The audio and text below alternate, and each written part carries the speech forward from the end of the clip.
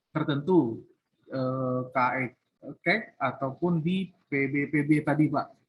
Nah, apakah untuk di kebijakan second home visa yang saat ini, apakah sama dengan melanjutkan kebijakan sebelumnya, atau juga bisa untuk di daerah lain, Pak? Izin, Pak. Mungkin itu saja, Pak. Terima kasih. Iya, oke. Sebetulnya sama dengan saya, Pak Adel. Tentu saya juga masih bertanya-tanya ya. Diskusi kita kan muncul banyak sekali elaborasi pertanyaan di sini ya. Bagaimana menetapkan angka 2 miliar gitu kan. Menetapkan angka 2 miliar itu. Besok itu baru sosialisasinya gitu. Jadi kita memang boleh berdiskusi di sini mengumpulkan begitu banyak pertanyaan ya. Dan yang saya akan tambahkan ke rekan-rekan ya. Ini yang menarik ya, fenomena menarik. Tapi ini hanya sebatas dalam diskusi kita ya, diskusi COP ya. Saya akan menayangkan yang namanya di sini teman-teman kan saya tayangkan Undang-Undang Nomor 12 tahun 2011 tentang pembentukan peraturan perundang-undangan ya. Ini pembentukan peraturan perundang-undangan ya. Nah, sebelum saya jawab Pak Adel ya lebih detail, saya menambahkan lagi materi pembentukan peraturan perundang-undangan ya. Nah, di sini Pancasila sumber segala sumber hukum negara. Oke, clear ya. Kemudian azas peraturan perundang-undangan itu ada kejelasan tujuan sampai kejelasan rumusan, kedayagunaan, hasil guna. Nah, terus apa aja sih peraturan perundang-undangan? Hierarkinya ada ada Undang-Undang Dasar, ada ketetapan Majelis Permusyawaratan Rakyat, ya. Kemudian ada undang-undang atau Perpu, ya. Perpu itu peraturan pemerintah pengganti undang-undang. Kemudian peraturan pemerintah, ya. Dan peraturan presiden. Jadi ini hierarki yang diatur dalam undang-undang yang mengatur ya, jadi mengatur. Nah, tapi kemudian bagaimana posisi peraturan menteri? Ya, peraturan menteri dibuka ruangannya di sini, ya menurut undang-undang ini. Ya, jadi di sini ada, nah ini materi presiden sebentar. Kemudian, nah oke. Jadi di peraturan menteri ini dibuka sebagai sebuah klausul ya, sebagai klausul di luar peraturan ini boleh apa namanya diatur lebih lanjut ya dengan kekuatan hukum mengikat sesuai dengan berdasarkan kewenangannya ya. Nah, kewenangan peraturan menteri kan hanya yang sifatnya teknis saja kan ini ya. Nah, ini mencakup ini. Nah, di sini ada menteri ya. Nah, ini boleh nih gitu ya. Yang dibentuk dengan undang-undang, jadi boleh. Tetapi setelah peraturan menteri itu kan sudah tidak ada lagi gitu ya. Tidak ada lagi peraturan yang di bawahnya. Seperti peraturan Direktur Jenderal itu nggak ada. Ya, menurut undang-undang ini. Kemudian lebih bawah lagi surat edaran itu sebetulnya kan sifatnya tidak boleh mengatur. Gitu. Surat edaran itu hanya menjelaskan peraturan yang sudah ada gitu loh. Apakah itu kalau lihat sejarahnya tadi ya, lihat pembahasannya Undang-Undang Cipta Kerja itu ada PP 40 tahun 2021 tentang kawasan ekonomi khusus. Kemudian Peraturan Pemerintah Nomor 41 tentang penyelenggaraan kawasan perdagangan bebas dan pelabuhan bebas. Ya, Pak Adel dan teman-teman mungkin tahu KPBPB itu ada di mana? Ada di Batam sebetulnya. Ya, Batam itu kan kawasan perdagangan bebas dan pelabuhan bebas. Dan juga punya kawasan ekonomi khusus. Yang tadi ada kawasan pariwisata seperti di Pelabuhan Nongsa. Nah, kemudian di Tanjung Uban itu ada Bintan itu sebagai sebagai salah satu kawasan pariwisata. Ya. Sama tadi ada teman dari Tanjung Uban ya. Jadi kembali ke sini ya. Surat edaran itu sebetulnya menjelaskan apa yang sudah ada gitu loh. Ya, tidak mengatur norma baru ya. Tapi ini sekali lagi diskusi di kita ya. Ini kita banyak sekali surat edaran norma baru ya. Norma baru baik PKSK, nambah negara, nambah ini ya. Tapi itulah fenomena kebijakannya yang kita hanya bisa membahasnya di kelas aja ya. Kalau di kelas aja, kalau di luar kelas ya, kita harus tetap loyal ya, karena ini kan kita insan imigrasi ya gitu. Jadi pertanyaan-pertanyaan seperti tadi menarik gitu. Angka 2M saja atau apakah ini ada kebijakan ini fasilitas di kawasan? Kalau secara filosofinya bagi yang mereka mengikuti pembahasan ini, karena saya kebetulan mengikuti pembahasan 2 PP ini, ya 2 PP ini, baik PP 40 maupun PP 41, ya. Saya mengikuti pembahasan 2 PP ini, sebenarnya filosofinya di kawasan, gitu. Jadi nggak di luar kawasan, ya. Nanti kalau di luar kawasan semuanya dibangun properti mewah, kasihan orang yang nggak bisa nanti mau beli rumah kan. Kayak Pak Adel di Davao Singka, Pak Anton, Pak Ahmad Reza mau beli rumah kan kemampuannya disesuaikan kan gitu. Sesuai dengan grade 8 kan gitu kan ya. Bahasanya grade 8 kan. Kalau grade 8 nanti rumahnya kira-kira harga berapa. Sedangkan sekarang saja mencari rumah harga 600 juta itu bukan hal mudah ya. Di Jakarta dan sekitarnya atau di Bali udah nggak ada harga rumah itu semuanya M ya. Apakah nanti kemudian rekan-rekan yang mau tinggal di Bali, masyarakat asli mau mencari rumah juga nilainya sudah MM. Nah itu dampak sosial yang tadi ditanyakan secara awam ya. Itu dampak sosial. Nanti kita akan sama-sama bertanya besok ya. Di sini memunculkan apa? Elaborasi pertanyaan-pertanyaan dan ide-ide yang harus kita kompilasikan saja. Ya.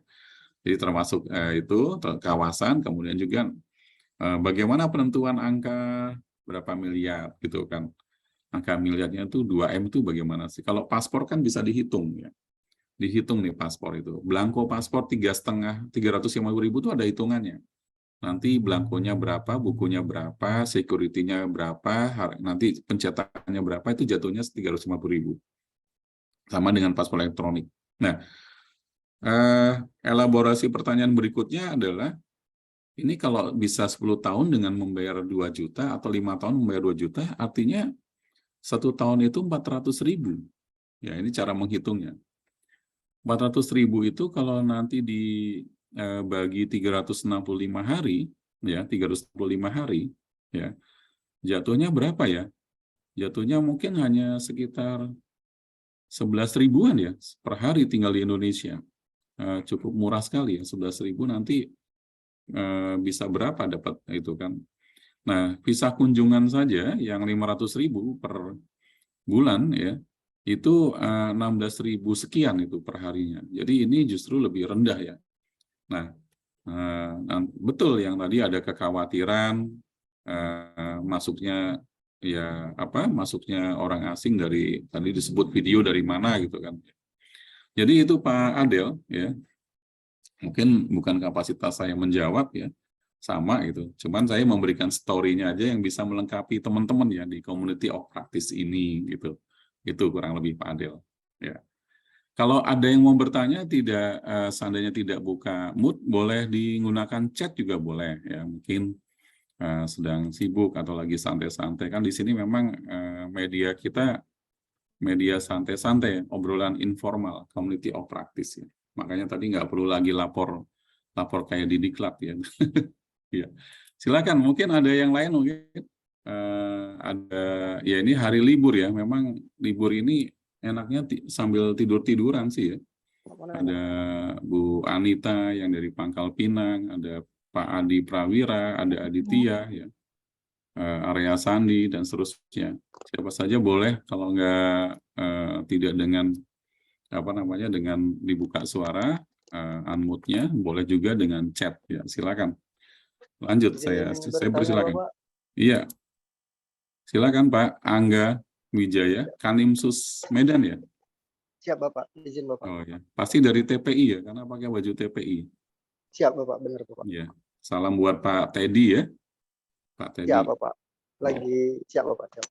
Iya, anak kecil, dia tetap anak kecil terus karena memang tingginya segitu. Ya. Oke Pak Angga, silakan. izin bertanya Bapak terkait rumah kedua ini. Sebenarnya untuk arah penetap kebijakan tentang rumah kedua ini kemana sebenarnya Pak? Karena kalau menurut yang saya lihat dari Undang-Undang Cipta Kerja di pasal 39 itu kan hanya merubah tentang lanjut usia menjadi rumah kedua. Apakah rumah kedua ini tetap dikhususkan untuk orang-orang lanjut usia? Apa emang udah tidak ada lagi batasan umur? Yang penting asalkan mereka berinvestasi di sini itu sudah bisa mendapatkan fasilitas visa rumah kedua gitu Pak. Iya, udah Pak Angga. Siapa? Karena kalau misalnya kita lihat dari negara-negara tetangga, contohnya di Malaysia, My Second Home itu Pak, kan mereka untuk membedakan itu mana yang di usianya lanjut usia, investasinya berapa, yang di bawah 60 tahun, investasinya berapa, itu mereka dibedakan untuk mendapatkan fasilitas itu. Kalau di Indonesia sendiri, itu saya belum menemukan apakah visa rumah kedua ini dibatasi permasalahan umur gitu Pak. Mohon petunjuk Pak. Iya, nanti kita tanya juga sama. Tapi benar yang disampaikan oleh saudara Pak Angga Wijaya dari Undang-Undang Cipta Kerja itu sebetulnya memang kemarin filosofinya adalah dari yang pensiun ya. Yang pensiun, yang lanjut usia ya. Lanjut usia itu pada saat yang lalu kan di atas 60 tahun ya, 60 tahun. Kalau di bawah 60 tahun ya belum bisa lanjut usia ya.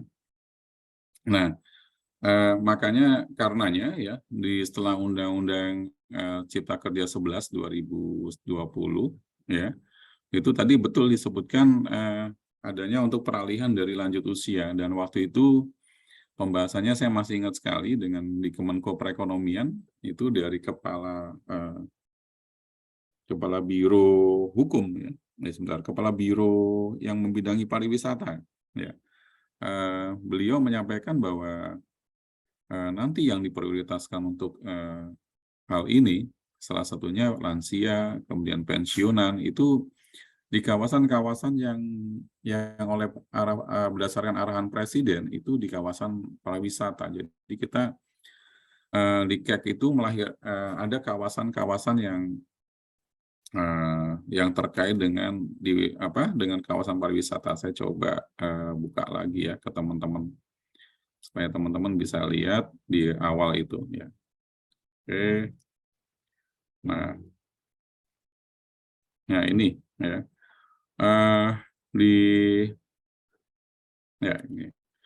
Di sini ada kegiatan-kegiatannya, ada fasilitasnya ya, sebentar. Oh, saya lupa menyampaikan ini untuk fasilitas kegiatannya apa saja ya, sebentar ya. Saya buka saja di bidang apa saja di sini. Di penyelenggaraan kawasan ekonomi khusus ya.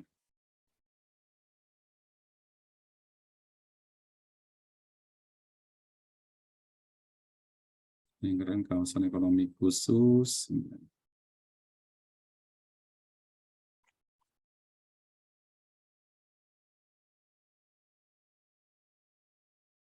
Nah, ini saya pindahkan ke teman-teman lagi ya. Nah, ini di PP 40 ya. Ini kegiatan usaha di KEK ya. Ini Pak Angga, kegiatan usaha di KEK. Ini ada yang terkait dengan produksi, pengolahan, logistik ya, distribusi ya. Riset, ekonomi digital. Nah, ini ekonomi digital nih yang para startup ya, pembuatan film dan seterusnya itu. Nah, ini kemudian di sini pariwisata. Ya, pariwisata ya. Kalau di Tanjung Uban di Bintan itu tempatnya rekan kita tadi yang tugas di Tanjung Uban itu ada Pulau Bintan pariwisata.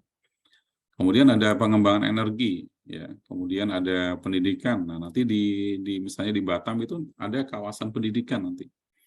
Kemudian di Batam juga ada juga kawasan kesehatan, karena nanti rumah sakit BP Batam itu nanti akan jadi ya untuk kesehatan. Kemudian olahraga, Ya, olahraga ini ada di kawasan Mandalika ya, Mandalika. Dan seterusnya. Ini ada jenis-jenis kegiatan di KEK ya. Jadi betul tadi disampaikan oleh Saudara Angga ya. Kita belum nih melihat sebenarnya di peraturan menterinya juga belum kelihatan ya. Kemudian di surat edaran juga belum ya. Namun apapun kita harus percaya kepada pimpinan ya, kepada pimpinan. Mungkin ini merupakan sebuah awal ya, sebuah awal merespon, diantaranya juga merespon apa yang menjadi arahan Presiden ya, imigrasi untuk tidak sebatas hanya mengontrol dan mengatur, tapi juga melayani, bagaimana melayani. Nah, mengenai konteks yang tadi ini belum diatur dan masih banyak beberapa celah ya. Kalau di luar negeri, nanti kita serahkan pada pemangku kebijakan di pusat ya. Besok ada sosialisasinya dan saya rasa ini bagus sebagai masukan kepada pemangku kebijakan ya. Jadi mungkin Pak Angga, saya belum bisa menjawab karena bukan sebagai pemangku kebijakan. Kita sama-sama di sini sebagai orang yang berdiskusi ya, untuk memperkaya khasanah pengetahuan kita mengenai visa second home ini ya. Namun demikian kembali pada jejak rekam tadi regulasi, tentunya ada cerita yang filosofinya tadi sudah betul yang tadi Pak Angga sampaikan. Terlepas saat ini surat edaran itu mengatur yang sifatnya general, ya sifatnya general, tentu kita harus ikuti dan kita sebagai pelaksana lapangan akan melihat kembali tentunya perkembangannya seperti apa sesuai dengan arahan pusat. Itu Pak Angga, mudah-mudahan bisa terjawab ya apa menjadi menjadi pertanyaan Pak Angga. Pak Adel, kita sampai pukul berapa ya? Saya kalau kita Izin Bapak sampai jam 3 sore, Pak. Oh, jam 3 sore. Oh, Setengah jam lagi, Pak. Masih setengah jam lagi ya. 1 JP itu 1 jam ya. Oh, Siap, Bapak. bukan 45 menit ya. Supaya saya takut terlewat ya. Izin Pak, 45 menit Pak. Ya? 45 menit 1 JP Pak, izin. Oh, 1 JP 45 menit. Saya diingatkan saja ya Pak Alfred, ya Pak Napi Tupulu. Yang meresmikan di Bali, Kakanwilnya tadi Pak Napi Tupulu juga. Ya, semoga Pak Napi Tupulu nanti jadi Kakanwil juga kayak Pak Anggiat ya. Ya. Ya, ada yang mau bertanya lagi selanjutnya? Atau berdiskusi, bukan bertanya ya, berdiskusi. Ya, ada yang chat juga boleh. Kalau saya lihat chatnya kosong, ya. Apalagi ya, tadi saya menjelaskan memang fenomena yang menarik ya. Di akhir-akhir ini banyak sekali surat edaran ya. Surat edaran tentang visa second home, kemudian surat edaran tentang pengawasan orang asing ya. Kemudian kebijakan kemarin pelaksanaan dari PP ya, PP mengenai paspor 10 tahun itu juga menarik juga ya. PP-nya udah lama gitu. Tapi pelaksanaannya baru kemarin dengan Permen Kumham perubahan ya 18/2022 ya. Oke, silakan mungkin sekretarisnya siapa ya ini ya sekretarisnya ya. Izin Bapak, Ibu Amanda Analia. Oke, ya. Ya, saya serahkan ke Pak Adel mungkin selaku ketua ya. Karena dari saya materi mungkin sebatas ini saja ya second home ya. Saya belum tahu nanti mudah-mudahan ada yang mau bangun second home di Dabo Singkep, tapi ada yang beli nggak ya kira-kira ya? Karena setahu saya Pak Adel aja juga ingin keluar meninggalkan Dabo Singkep ya, sedang mencari jalan. Yang kemarin bisa lolos menjadi pejabat imigrasi, akhirnya lolos meninggalkan lokasi masing-masing. Siap Bapak. Oke, silakan ada rekan-rekan yang mau berdiskusi. Ya, oke.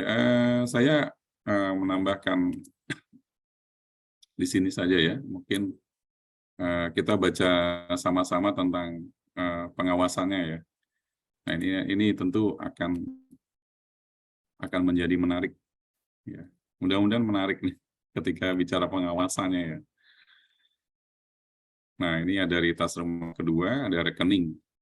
Di sini rekening orang asing itu pada bank milik negara. Jadi sudah clear ya. Pada bank milik negara, jadi bukan swasta ya.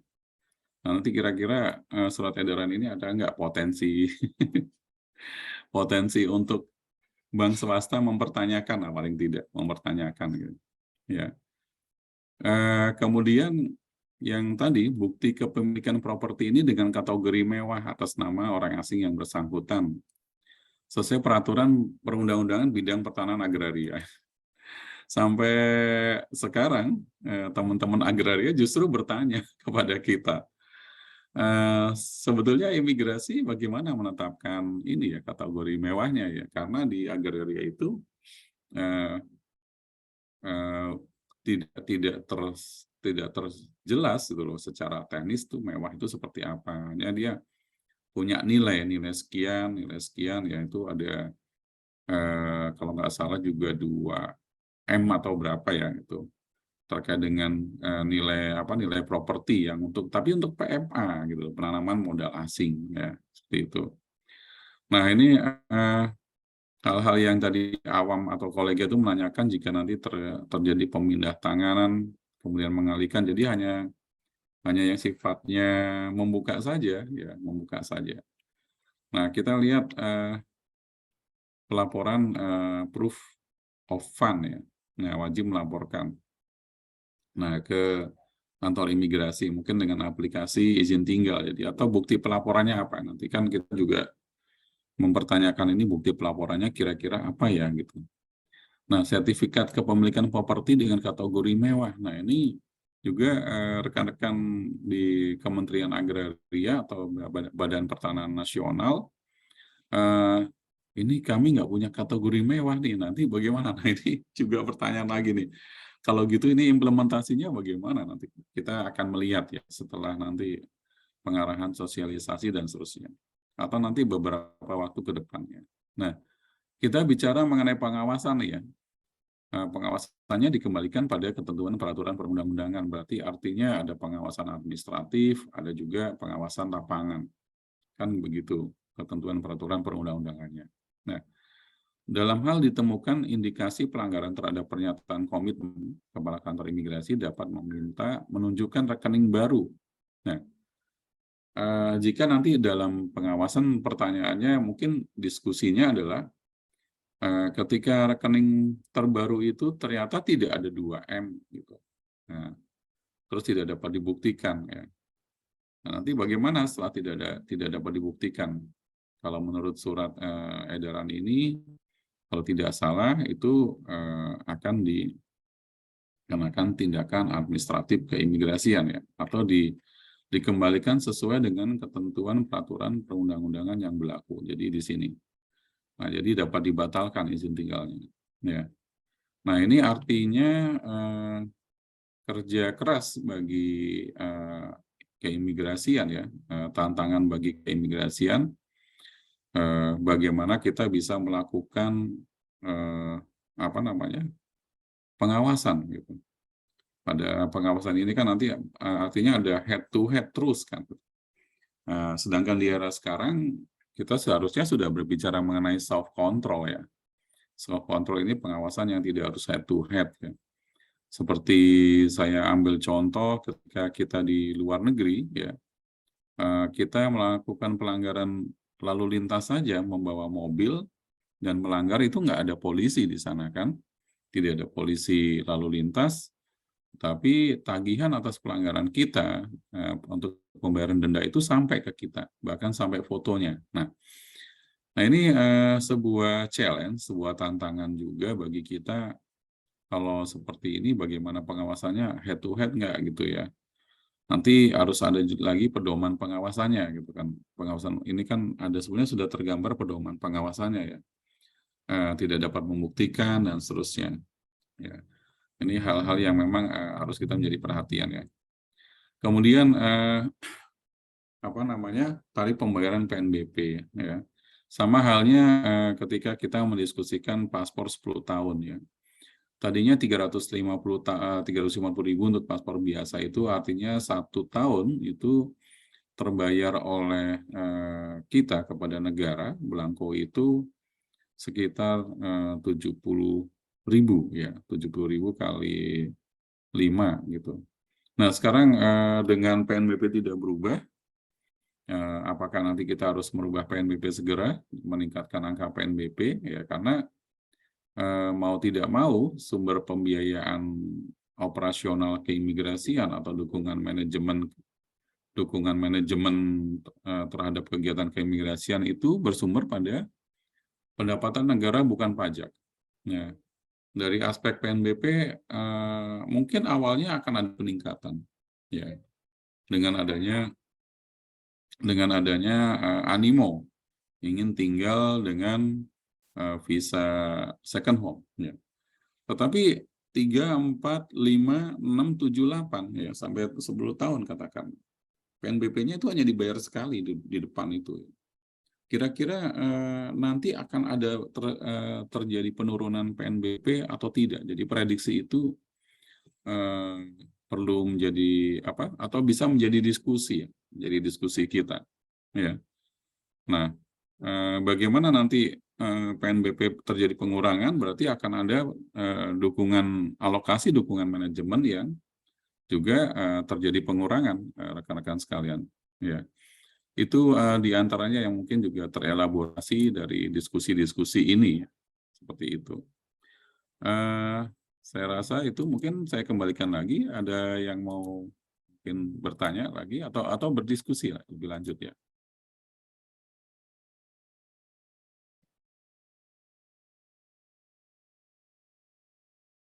Ya. Kalau tidak ada, saya kembalikan lagi ke Pak Adel Hafiz. Adel Hafiz. Siap. Terima kasih. Ketua dan sekretaris ya. Ketua dan sekretaris.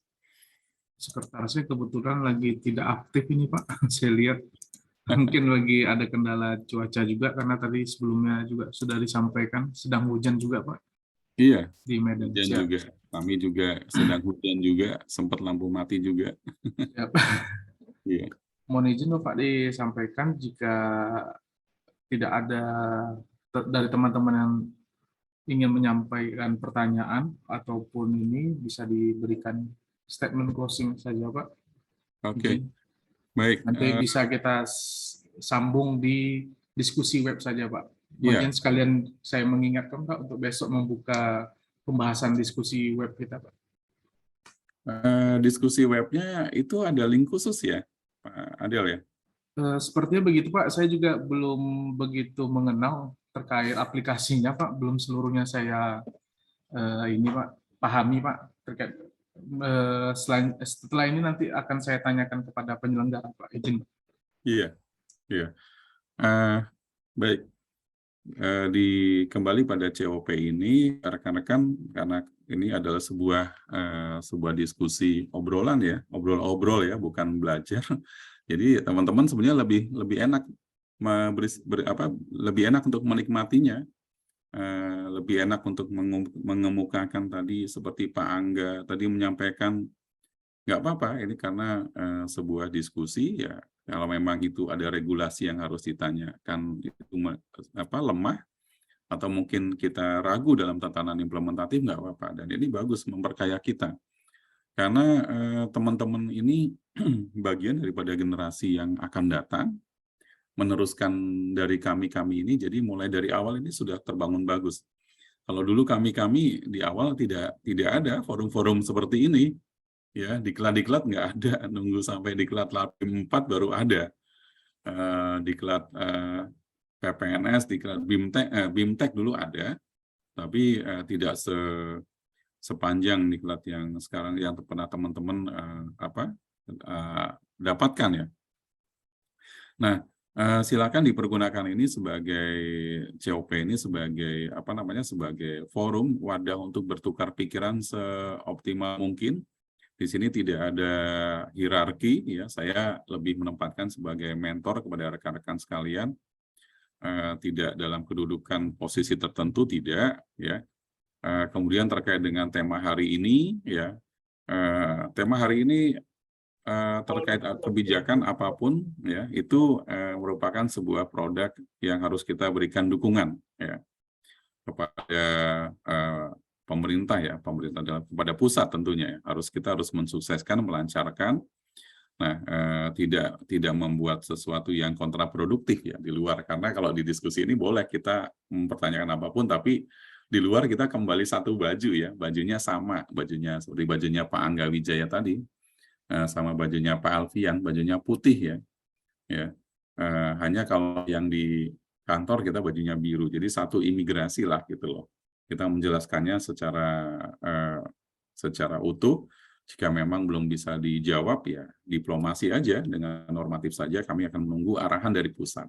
Nah, esok, ya, untuk esok rekan-rekan sekalian ada sosialisasi, ya, dan itu teman-teman gunakan sebaik-baiknya kalau mau join, karena semua orang akan join nih menunggu sesuatu yang baru, ya.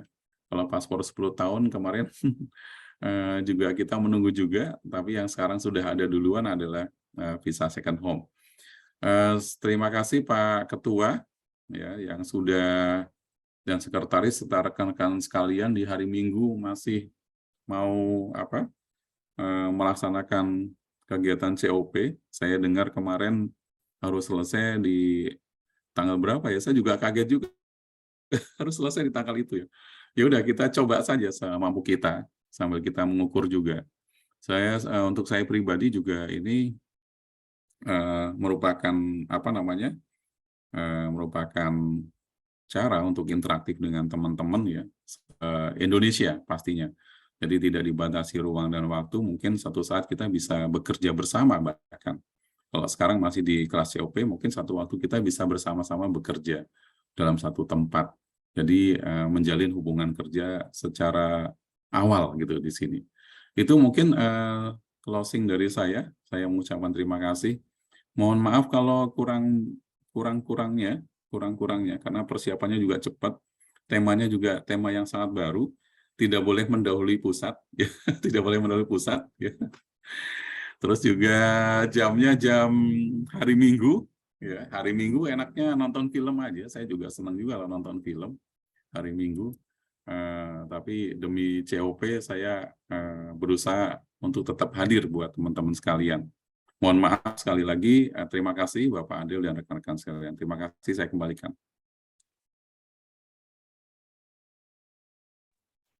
Baik, Bapak, terima kasih atas closing statement dan waktu yang telah disediakan kepada kami, Pak, di sela-sela kesibukan Bapak. Dan atas nama Angkatan 1, COP Analis Keimigrasian, saya mengucapkan terima kasih yang sebesar-besarnya, Pak.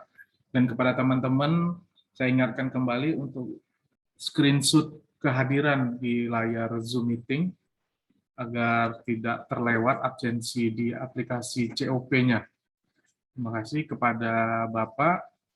Jika ingin melanjutkan kegiatan selanjutnya, kami persilakan Bapak. Izin. Oh iya, Adil, Siap, Bapak. materi ini dibutuhkan, ya? Siap, Bapak. Boleh di-share, Pak. Nanti. Saya ambil aja, saya taruh di ini, ya. Di sebelah, ya, di pesan di apa? Di grup, di chat. Ya, di chat, ya. Siap, Di chat. Bapak. Tapi minta maaf nih seadanya. Siap. Mudah-mudahan bisa, ini tidak semua peraturan saya ambil. Paling nggak untuk laporan nanti. Kalau nggak sempat buat materi, ya teman-teman yang membuat notulasinya, ya, notulanya. Siap, Bapak. Terima kasih. Saya izin pamit, ya. Siap. Mohon persis 15.41. Kalau ada yang kurang nanti tanya-tanya lagi aja di web mungkin, ya. Terima kasih rekan-rekan. Siap. Terima kasih, Pak. Wassalamualaikum warahmatullahi wabarakatuh. Waalaikumsalam.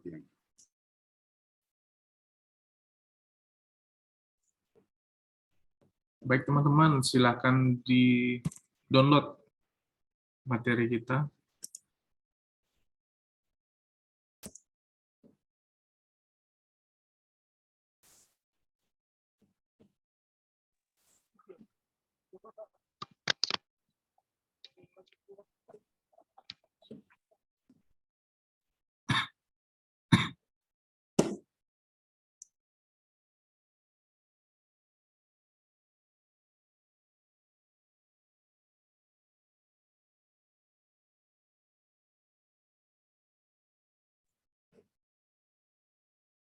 Kak Amanda Prima sudah hadir lagi nih sepertinya.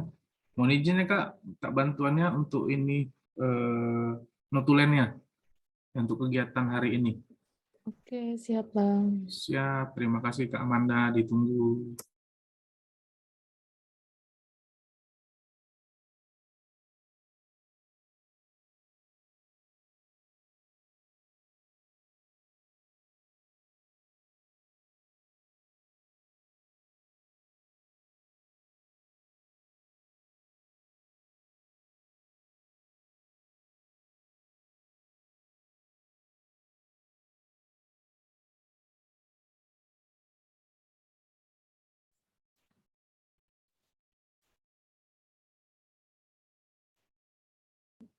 Teman-teman, jika sudah di-download, boleh meninggalkan Zoom. Diucapkan terima kasih atas perhatian dan kerjasamanya. Assalamualaikum warahmatullahi wabarakatuh.